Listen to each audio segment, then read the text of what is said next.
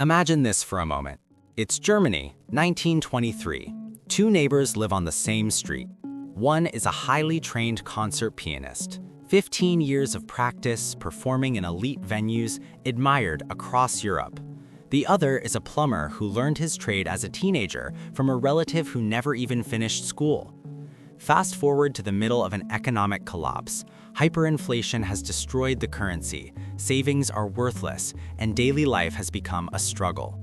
The pianist, once respected and successful, is now struggling to survive. The plumber, on the other hand, is still working, still earning, and still able to put food on the table. At first glance, it feels like a simple story about blue-collar versus white-collar work, but that's not what's really happening here. The deeper lesson is about something far more important, the type of skills that actually survive when the system itself begins to break down. Most people grow up believing a very specific idea. Get educated, earn credentials, climb the ladder, and you'll be protected from economic shocks. The higher your degree, the safer your future. But history tells a very different story. When you look closely at major economic collapses, from hyperinflation to financial crises, you start to see a pattern. The hierarchy flips. Jobs that once seemed secure suddenly disappear. Highly educated professionals struggle to find work, and at the same time, certain overlooked skills become incredibly valuable.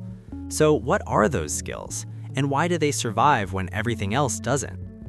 The first category is what you might call repair skills, the ability to fix things that break.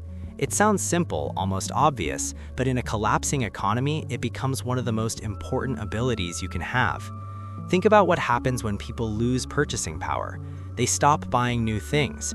Instead of replacing broken items, they try to extend their lifespan. Cars, appliances, tools, everything suddenly needs to last longer than it was ever meant to. During Argentina's economic crisis in the early 2000s, this exact pattern played out. The country defaulted on massive debt, banks froze withdrawals, and the currency rapidly lost value.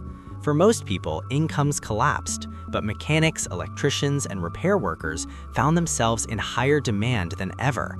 People couldn't afford new cars, so they needed someone who could keep their old ones running. A mechanic who could extend the life of a vehicle wasn't just offering a service, he was providing something essential. This is one of the most consistent patterns across history.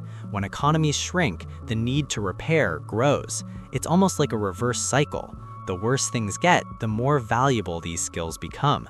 They don't depend on growth or expansion, they depend on necessity, and necessity doesn't disappear in a crisis, it becomes stronger.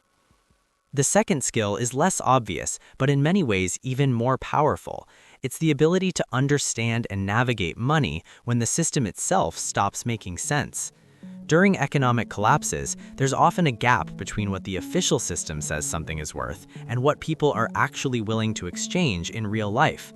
Take Argentina again, but years later.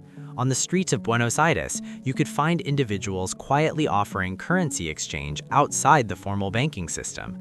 These weren't highly educated economists, but they understood something critical: the difference between official exchange rates and real market value. They could move between two financial realities at the same time.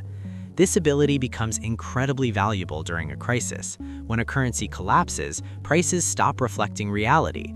People still need to trade, buy, and sell, but they need someone who understands how to translate value between systems. It's not just about money, it's about understanding how value shifts when trust in the system breaks. This pattern has appeared again and again, from hyperinflation in early 20th century Europe to more recent crises in countries like Venezuela and Lebanon. When formal systems fail, informal ones take their place, and the people who can operate between those systems become essential. The third skill is something that used to be common but is now surprisingly rare: the ability to produce and manage food. This might sound basic, but history shows just how powerful it is. After the collapse of the Soviet Union, millions of people faced extreme economic hardship. Inflation was out of control, wages became meaningless, and supply chains struggled to function. But something interesting happened. Many households had access to small plots of land, and more importantly, the knowledge of how to use them. They grew their own food, preserved it, and relied less on unstable markets. This wasn't about wealth or resources, it was about knowledge passed down over generations. The key detail here is that it wasn't the land alone that made the difference, it was the skill. People who had the knowledge of how to grow, store, and manage food were far more resilient than those who didn't, even if they both had access to the same resources. In modern economies, most people are completely dependent on complex supply chains for food. That system works incredibly well until it doesn't. And when it breaks, even temporarily, the value of basic production knowledge becomes very clear. The fourth category is knowledge that can function without systems. This is where things get really interesting. Many high-level professions depend heavily on institutions. A doctor needs a hospital, equipment, and a supply chain of medicine. A lawyer needs courts. An accountant needs functioning businesses. When those systems are stable, those roles are extremely valuable. But when the systems break, the value of those credentials can disappear almost overnight. However, the underlying knowledge itself can still be incredibly useful if it can be applied independently. During difficult periods in places like Cuba in the 1990s, some medical professionals found ways to adapt their knowledge outside of formal institutions. Without access to modern equipment or supplies, they relied on fundamentals, diagnosis, basic treatment, and improvisation. This is the key difference. It's not the credential that matters most in a crisis, it's whether the knowledge behind it can function without the system that normally supports it. When you step back and look at all of this together, a clear pattern emerges. The skills that survive economic collapse share one important trait. They don't depend heavily on large, complex systems to work. They connect directly to basic human needs. Fixing things, understanding value, producing food, maintaining health, these are needs that don't disappear no matter what happens to the economy. And that leads to a deeper realization. Many of the skills people focus on today are optimized for stable, functioning systems. They work incredibly well when everything is running smoothly, but they can become fragile when those systems face stress. This doesn't mean those skills aren't valuable, it just means they're dependent, and dependency can become a weakness in uncertain conditions. If you think about it from a broader perspective, the most resilient set of skills isn't the one that performs best in perfect conditions.